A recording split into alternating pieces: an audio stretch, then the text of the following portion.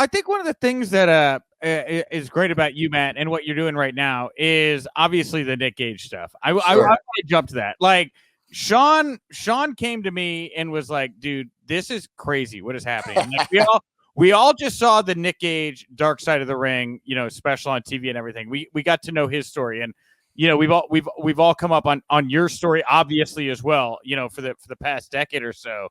Why now? Why Nick Gage? Why do you want to go after this guy? What's happening right now and kind of in your world? So it all kind of happened so suddenly. Like, I don't know if he tweeted me or a fan asked me to wrestle him and I wrote like some smart ass comment back, but all of a sudden he just started like going off and I couldn't tell like if he was joking, if he was serious, but he seemed pretty serious. And then the promotion GCW, they were promoting that I was going to be there at the show, and I'm clearly not there. I have a booking somewhere else. So he like gets on the mic and he's like, "Dark Rider's a p-," and they get everyone chanting like I'm a.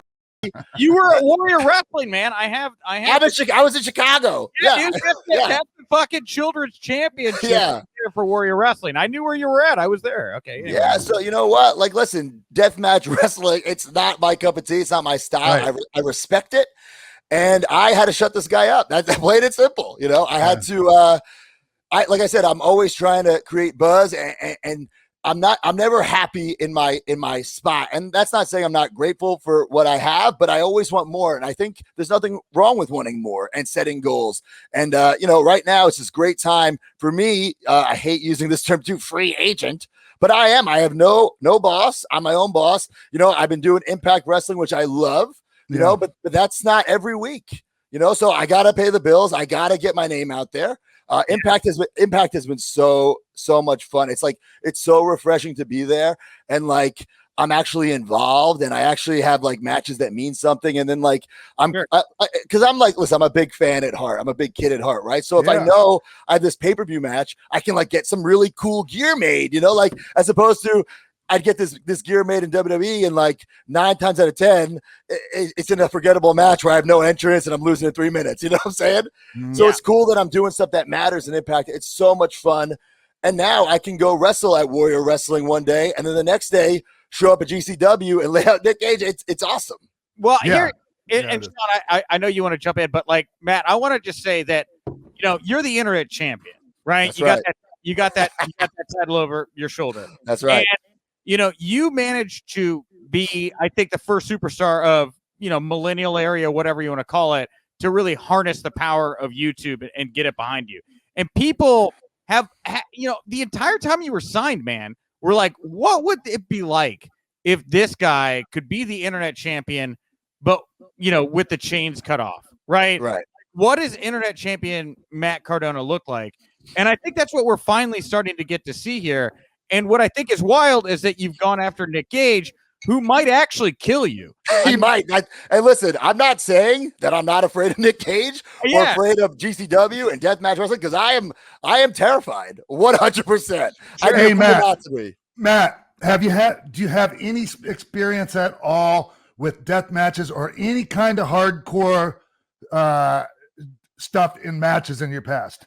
I mean, listen, I've been in like street fights and stuff like that. I did backyard wrestling, but like I've never been in a real like death match. No, I've never gotten glass, a whole thing of glass, like, right smack in the face. I've never gotten a light tube across my back. No, I haven't. No, how about blood? Just blood. How many matches have you had where very, very little, and it was all like a hard way. You know what I'm saying? Right. So, I'm not afraid in the sense that like I'm not afraid to lose. I'm not afraid to get hurt because I want to take chances. And this is a perfect opportunity. And listen, I knew this was going to create some buzz. It created a lot more buzz than I thought it would, which is great. Because you always got to reinvent yourself and keep your name out there, especially if you're not someone who everyone's going to get behind 24/7. You got to remind people why they should be behind you. And listen, I'm not saying I'm the hardest worker in professional wrestling, but find someone who works harder than me. Here's the thing. Fair statement. Matt, here's the thing. I just want to say that what you're saying right now sounds a hell of a lot to me like what David Arquette said leading into his Nick Gage match, which was like, hey, I'm here to prove myself. I've never done this. And like, legit, dude, he almost died, right? Like, but it was like throat got cut. there's certain ways that light tubes need to be thrown. One of the things I wanted to ask you about is, since I knew that this was probably not your foray, when you did the double arm DDT onto Gage, you were wearing the black robe, but there was glass. Okay, so it looks like a little cut now. But when I DDT'd him, the adrenaline was pumping, the crowd was hating me, and I was loving it. And listen, I'm not like gonna turn heel, but if these people don't like me, fuck you. I still love my fans. I'm not turning my back on my fans. My fans have made me, and that's the reason I'm even getting interviewed right now. I love my fans, but those people, if they don't want to like me, then don't like me. You know what I'm saying? And I'm not changing me. I'm not changing myself. But yeah, like you said, I was doing an offensive move, hit a double arm DDT, and then I'm getting to the back and there's just blood like dripping all. I'm like, what is this? Where's this coming from? And like it looks small now, but it was like wide open, just blood pouring out. And I was like, holy shit. And guess what? Newsflash, there's no like medical team and doctors backstage GCW. Right. You know what I'm saying? Someone had a bottle of peroxide, they poured it on me, and then I used wrist tape and taped it really tight.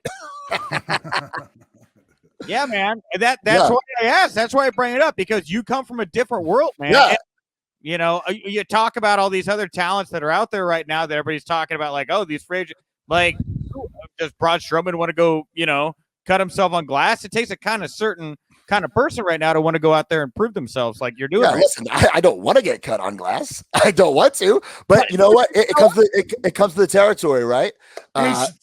So Matt, how do you see this?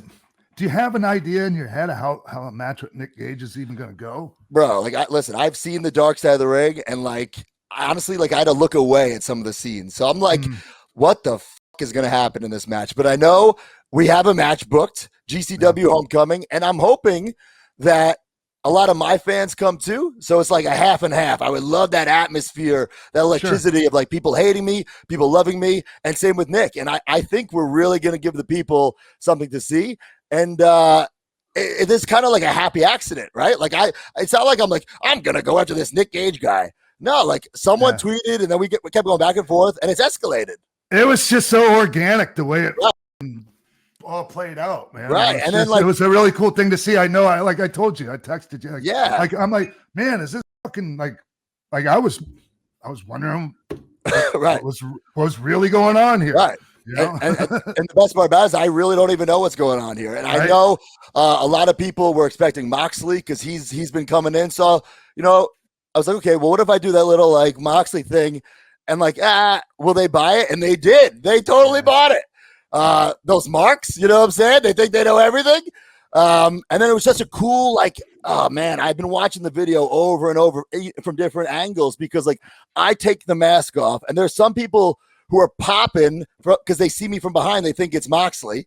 But then the people in front of me are booing. And then I turn around. Then they start booing. Then they're all saying, like, Zack Ryder. I'm like, this is great. This is great. This is wrestling to me, This is wrestling. Dude, it has a kind of Jerry Lawler ECW vibe. Yes, right? Absolutely. Yeah, I don't know. It's hard to get real heat, right? It seems like it's real heat, right? Real to you? I'm not even kidding. I've never... Full disclosure, I've never watched a GCW show. I've never been to a GCW show. So me walking down that aisle was the first time I've ever been or seen their arena. So then I lay them out and I'm like, holy shit, these fans are against the ring, flipping me off. They're pissed. I'm like, how the fuck am I going to get out of here? Are they going to I was like, oh, well, here we go. If someone swings, I'm going to have to swing back, Dude. So Zack Ryder, GCW champion. What does that look like? Listen, I have no intentions of going in there not to win the title. I would love to be the face of GCW. Finally, a face with some teeth. You know what I'm saying? And I call them the GCW universe, and they hate that. I call it a championship, not a belt, and they hate that. Listen, I can be a little smart ass. If you don't like me, that's cool, but I'm not going to like you back. And the best part about it is that my fans are supporting me. So we the Major Wrestling Podcast, we put on these live shows, and we just did one Friday night in Baltimore, Jimmy's Famous Seafood, and Nick Gage tried running in. Oh yeah. He tried running in. And then I'm the babyface. Everyone's chanting for me. So it's a cool dynamic and a cool atmosphere. It's like, whose turf are you going to be on? And when I'm on his turf at Homecoming, I'm hoping my fans come. I hope they're not afraid to come. Is that Atlantic City? Atlantic City, yeah. So it's just going to be a fun atmosphere and something I'm not used to. And I've been in this business for almost 20 years, so it's cool that I'm trying new things. 18 years later. Are you? Hey, has it ever occurred to you that if your fans come to support you, there could be issues between the different sects of fans in the stands? Yes, it happened in WCW one time with NWO versus WCW fans. Yeah, and trust me, I don't want that to happen. I neither. want everybody to have fun and have a good time. But I'm thinking, hey, how great would it be if my favorite wrestler of all time, Macho Man Randy Savage, he won a world title in Atlantic City, and all those years later, I win the GCW title in Atlantic City. I mean, you can't write that.